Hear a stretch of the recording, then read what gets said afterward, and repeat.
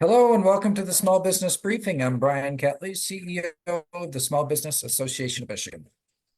And I'm Kelly Saunders, Vice President of Policy and Engagement here at SBM, filling in for Sarah Miller today.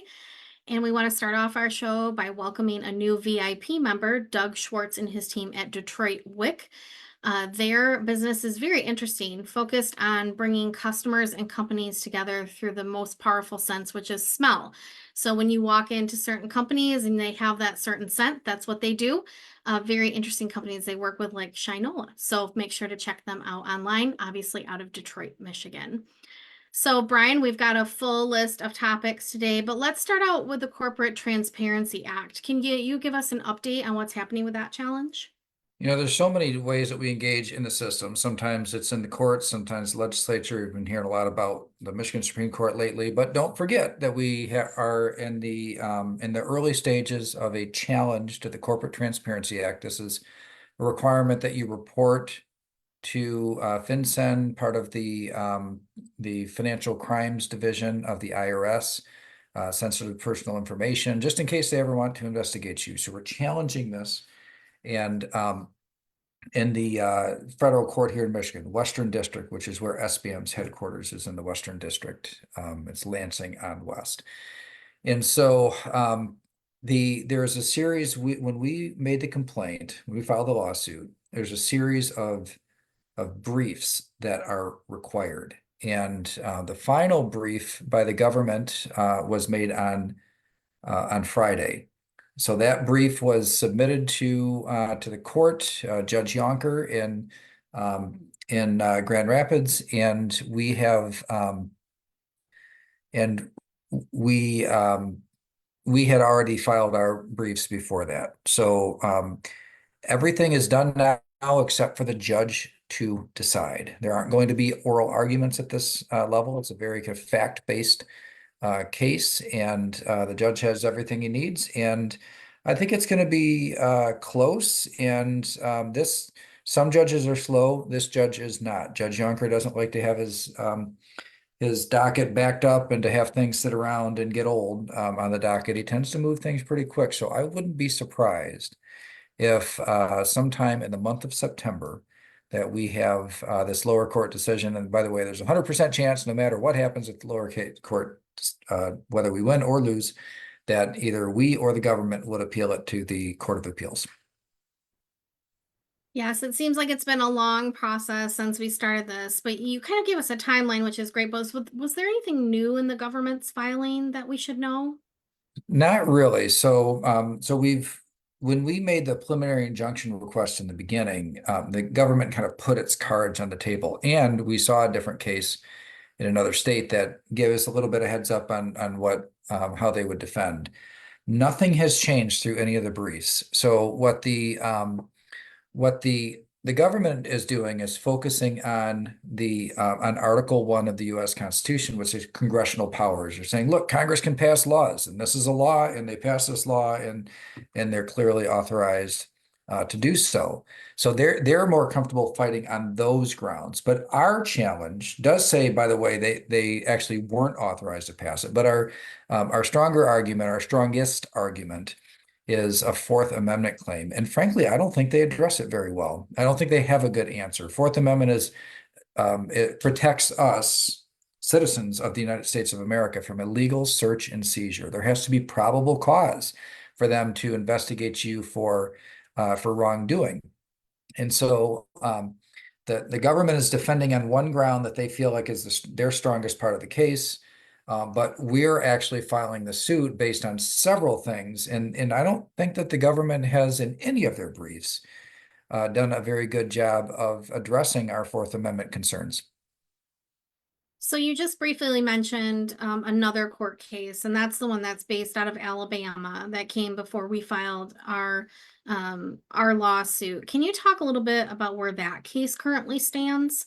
Yeah, this is the one that was filed by the National Small Business Association. It was filed in the state of Alabama. And the judge in Alabama did decide and issue a preliminary injunction that only applies to the NSBA, the National Small Business Association members.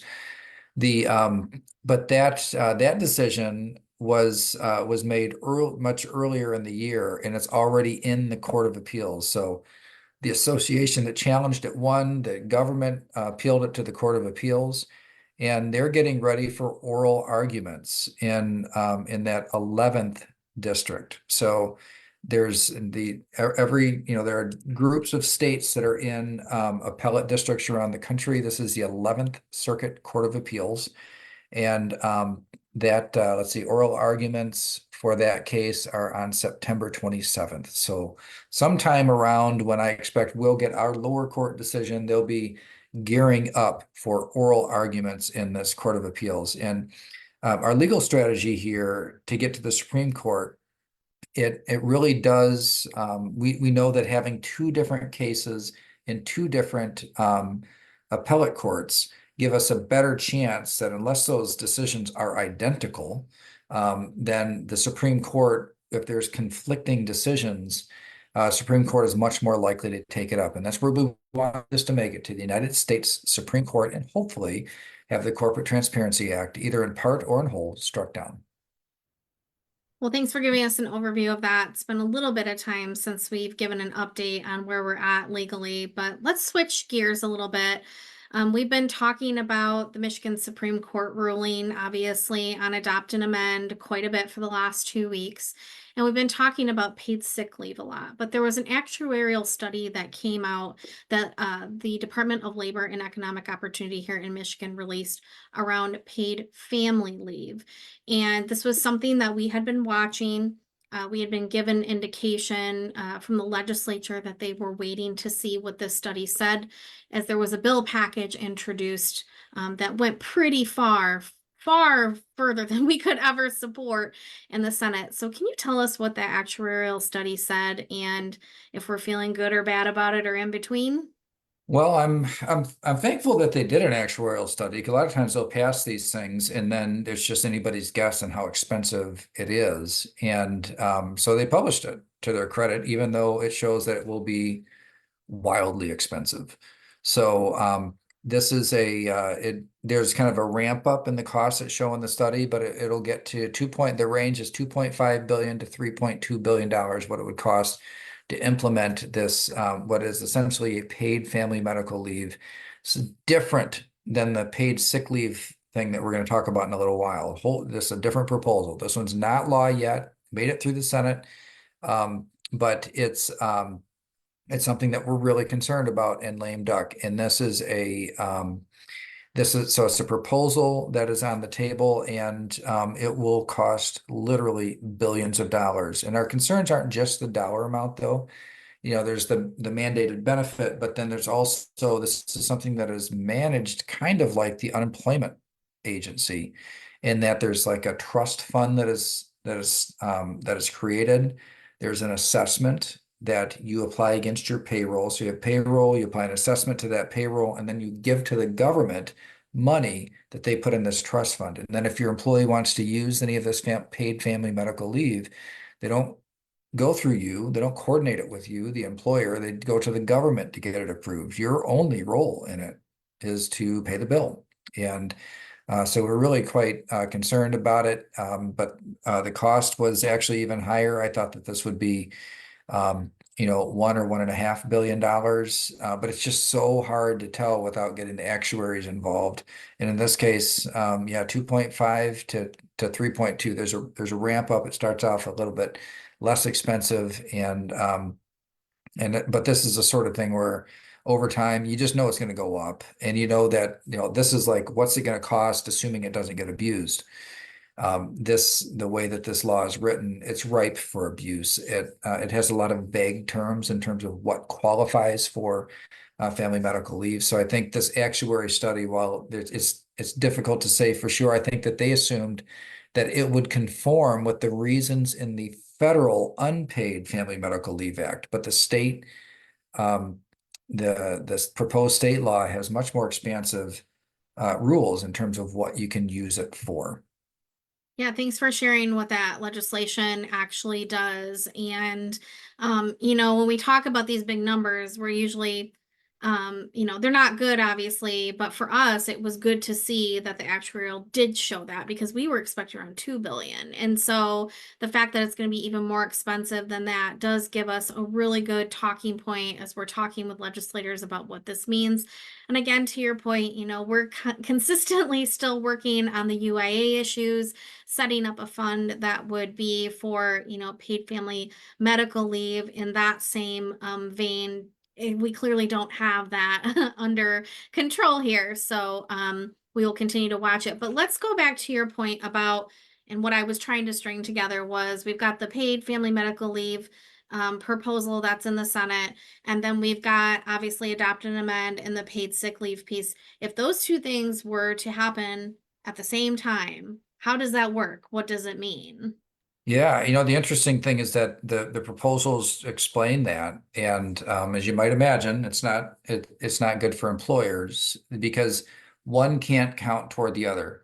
So the part that happened, the decision in the Supreme Court for a full-time worker gets 72 hours or 9 days of paid sick leave per year, and there's all those administrative problems that we talked about, the administrative burden, the inability to manage staff and schedules and so forth that you have to essentially cede to employees and not you can't couldn't enforce punctuality, for example, with the paid sick leave scheme and how they put it all together. The proposal for the paid family medical leave is a weekly benefit of 65% of the average weekly salary in Michigan, and you could get it for up to 15 weeks a year. So that proposal is it's got a cost which is a lot more costly than the weekly cost. It goes much higher than the unemployment system does, and you can go all the way out to 15 weeks. If the paid if that happened in addition to the paid sick leave, they would be stacked on top of each other. So a person could use up to 9 days of sick leave, paid sick leave under the terms in that court decision, but then also get on top of that 15 weeks of family medical leave. And it's really like saying that here's how the benefit would be if both happened. You'd have 9 days of paid sick leave at full rate, and then 15 more weeks after that, where you'd have to hold a person's job open. They would collect from the trust fund that you have proactively put money into as an employer, um, and they could get 65% of the average weekly salary in Michigan for that entire 15 weeks. So pretty costly and pretty troublesome for these things. I mean, either one on their own is costly and difficult to manage. Now there is one difference though between the two of them. The paid sick leave does not have any small business exemption whatsoever. So if you have one or more employees, this applies to you. Even if they're not full-time, you still have to accrue a benefit. It's just a matter of the accrual is according to the hours worked. The the paid family medical leave act has an exemption for employers under 25 employees. So that one, again, I just want to stress, the 15-week one has not passed yet, but we're concerned about it in lame duck. The paid sick leave is set to go into effect unless the legislature takes action on February 21st. Like, it's a done deal in terms of the law right now, that it requires an amendment to the law to make changes at this point. All right, all heavy things, but don't lose hope, everybody. Just make sure you stay well in tune with our advocacy page online, and we are doing everything we can to make sure that people understand the gravity of these things. So just want to make sure that you're informed, and when we send out those calls to action, make sure that you are taking full advantage of that when they come your way. Brian, switching over to a federal law rule change, excuse me, from the Department of Labor, the overtime threshold is about to change and then change again. So can you remind listeners about what that is, when it's happening, and why it's happening? Yeah, well, the first change actually just happened July 1st. So July 1st, the overtime threshold went to 43,000, and then it's going to go as of January 1st of 2025, it'll go to 58 over 58,000. Actually $58,656. So so what does this mean? So any employer out there, hopefully you keep track between who's exempt and non-exempt from the overtime rules. And it's not as easy as saying hourly salary. Okay, so it has to do with managerial responsibilities. But these dollar amounts create a threshold. And what they say, like right now in the US, anybody who makes $43,000 or less, they are entitled to overtime if they work more than 8 hours a day or more than 40 hours in a week. Doesn't matter if they're salary, doesn't matter if they're managers, doesn't matter all the tests where you say, no, but this person doesn't get overtime. If they make there's always been in law, and it was lower before, there's always been a law, a threshold, a cutoff that says if you make this amount or less, you are entitled to overtime. This amount or less number will go all the way up to $58,656 on January 1st. So this is something we've covered on the briefing. I think now this is the third time, but I'm concerned that a lot of employers don't know that this is the case, that it's already changed once, it's going to change again.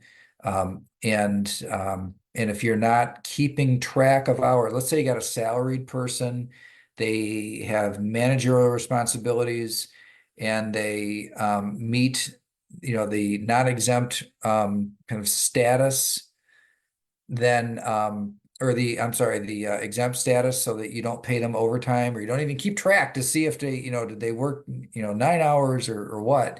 And what this does, it creates a new threshold where none of that matters. If they're under, they get overtime. And that means that you must track their hours. Okay, so any position that is below, well, either track their hours or require that the employee report to you when they exceeded 8 hours or exceeded 40 hours in a week. This is something that is it's out there, and there are big penalties for not doing it correctly. And I'm just concerned that it's just not enough people know. So please mark your calendars and make sure that your policies do reflect that this threshold change is being made. So to your point, Brian, like, is this a done deal? Can it be reversed at this point? Well, this is it's a rule change at the U.S. Department of Labor. Okay, so this is the federal rulemaking process is among the most difficult to influence of any process in government. So this is one, it's just hard to, how they make decisions. They have like a comment period, but you never know. Does anybody even read the comments? We don't know. And so a lot of our members weighed in when this was first proposed. We did a call to action. We know that we got a lot of responses to that, but they went ahead and just published the same thing. They didn't make any changes, they just published the same rule and said it goes into effect on this date and that date. Really, the only direct way to challenge it is in the courts. So the that is happening. The U.S. Chamber of Commerce, I think there's actually a couple other cases too, but the U.S. Chamber of Commerce is challenging this rule in court, and we're hoping that such a drastic increase without any sort, no law passed, nothing changed in that sense. They're just increasing it by, excuse me, a huge amount here. Hopefully it'll get struck down. It could be. Last week, I think we talked about that the Chevron case that curtailed the ability of the U.S. Supreme Court curtailed the ability of the federal bureaucracy to make laws and enjoy a presumption, or change rules, but essentially make laws and enjoy a presumption that unless it's explicitly prohibited, they can do whatever they want, unless it's explicitly prohibited in law. Well, that's been reversed. That precedent has been reversed. So I think that actually probably strengthens the case for getting this struck down. But at this point, At this point, it is still working its way through the process, and there's really no way to know if it'll finally be settled before it goes into effect on January 1st. So please do make sure that you check back with mark it on your calendar or something like that. When it gets close to it, check back with us, and we'll let you know if in fact it's still in place, if there's been a stay, or if the courts have reversed it. All right. Well, we're going to switch to something we've been talking about for the last couple months, which is you, Jacob, and I were up very late last week, Tuesday, for the primary election. And I have some good news on that front and how well we chose races, obviously, throughout Michigan with those that we chose to get involved in. So maybe we'll start at the congressional level and you can give a high level overview and I can supplement anything with the statewide. So. Yeah, that sounds good. So I'll cover some federal elections, the ones that I think are most in play, and then you can talk about the legislative races, which is where we spend actually most of our time on the state legislative races. So so at the congressional level, we don't do endorsements on federal elections. Okay, it's just SBM. We don't have a federal PAC. We don't do endorsements, but we watch these things closely. We engage with our congressional leaders. As expected, in the U.S. Senate to replace Debbie Stabenow, you got Congresswoman Alyssa Slotkin and former Congressman Mike Rogers. Ironically, those two had the same seat in Congress. And so it's just at different times. They're running against each other for Senate. That's no surprise. They both had primaries. They both won their primaries easily. And that's exactly how it was expected to turn out. Now, all eyes will be on Michigan. Michigan is a swing state for the presidential election. It's a swing state and in the control of the Senate and control of the House could rest on what happens here in Michigan. Democrats control the Senate, Republicans control the House at the federal level. Okay, and by the slimmest of margins. So, so you got that active Senate race, and then at the congressional level, there are four of them that I think that there will be a huge national audience for. And in each case, you've got an incumbent. In three of the four cases, you got an incumbent, and then one's an open seat. So let's start east and work our way west. The first one is Congressman John James. So he's finishing up his first term in Congress. Former Judge Marlinga won the primary there, and this makes it a rematch from last time. So John James versus Carl Malinga, and it's the literally exact same race as the previous election cycle. This is a seat that's mainly based in Macomb County, has a little bit of Oakland County in it. It was pretty close last time, but it was pretty close at a time when, remember, Gretchen Whitmer won over Tudor Dixon by 10%. The top of the ticket this time probably won't be so lopsided. All right, the next one would be like Flint, Genesee area, Bay, Saginaw, part of Midland, those counties. And this is where Dan Kildee is retiring. Before Dan Kildee had Dale Kildee. It had been decades since there hasn't been a Kildee in that seat. And so you got two people that are vying for that. The Republican is for that open seat. The Republican is Paul Young, spelled with a J, and so he has run for this seat before, okay, against Kildee. Now it's an open seat, so he won his primary, and then among the Democrats, State Senator Kristen McDonald Rivet won. So that's the matchup there. That will be definitely a marquee race. This was a really close election between Biden and Trump back in 2020. So it's it's kind of a swingy area. And then the Lansing area, which is where I'm sorry, this actually is an open seat too. So there's two open seats. Alyssa Slotkin running for Senate. So this is an open seat. And so you got two former state senators that are running against each other, both very, very well-established names in the Lansing area. Curtis Hertel Jr. is the Democrat, and Tom Barrett is the Republican. And then there's a West Michigan seat where incumbent Democrat Hillary Skolten is facing off against Republican challenger Paul Hudson. Paul Hudson, if you sounds familiar to you might be because he ran for the state Supreme Court in the previous election cycle. He's an attorney. And so he had to come out of a very contentious and active primary in order to have the privilege of taking on Congresswoman Skolton. So those are the four races, four close races. The state or the federal Congress, it's 222 Republicans to 213 Democrats. Extremely close margin, just like the Senate, where it's flipped and Democrats control.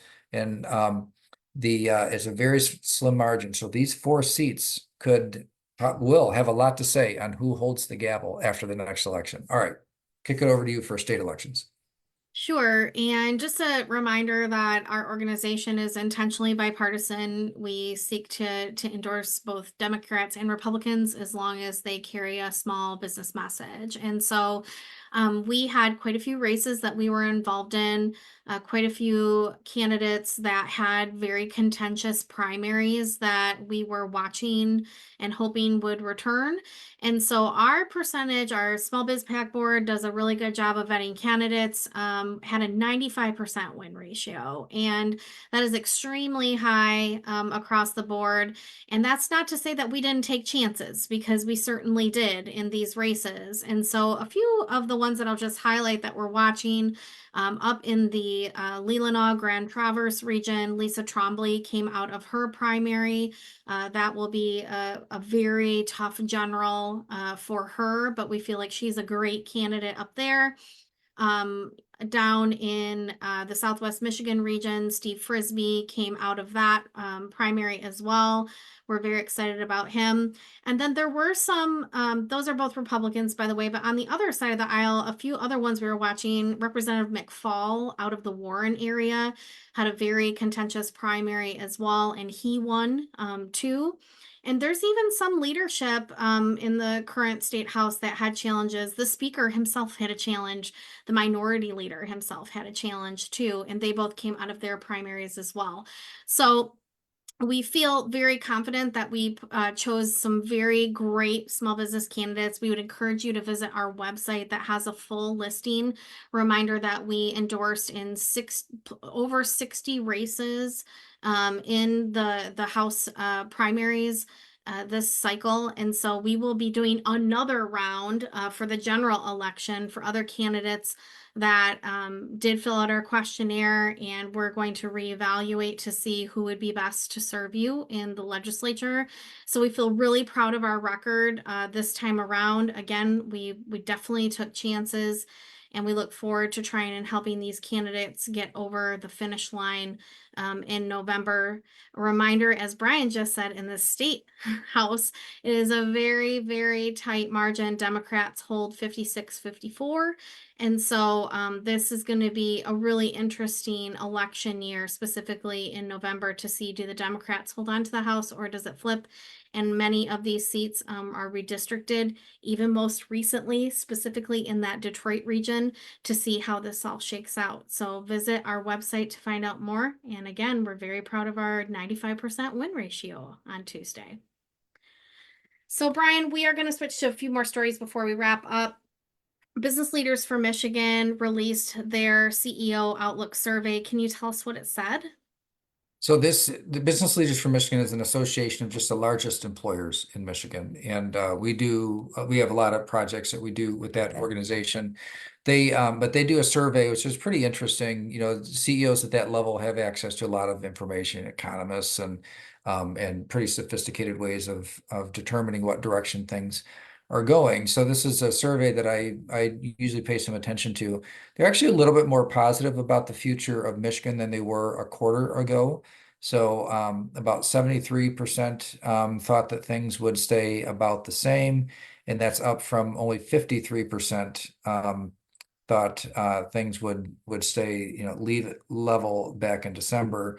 And then those that thought it would get worse was down from 34 down to 20%. So generally okay, but then the numbers kind of got flipped about the US economy. There was more skepticism. Michigan economy, the outlook was a bit better than on the US economy. The outlook only, let's see, 54% said that they thought it would remain about the same, down from 73% before. So it's literally the same numbers, just reversed in terms of opinions on those two, the U.S. economy versus the Michigan economy, and then more of a indicating about 24% saying expecting that it would get worse, and that was up from 14% in December. So just an indication that the bigger companies, they're actually, whatever concerns they had before about Michigan. Now, by the way, a few things have happened since then with these changes in the Supreme Court change, maybe would change opinion somewhat. But whatever was spooking them earlier about Michigan compared to the U.S., the outlook on Michigan and U.S. at this point looks pretty similar. Well, all good information. We certainly want to thank you for being with us today. It was a lot of content. We'll have more next week, but hope you have a great week and we will see you next Monday. Thanks, everybody. See you next time.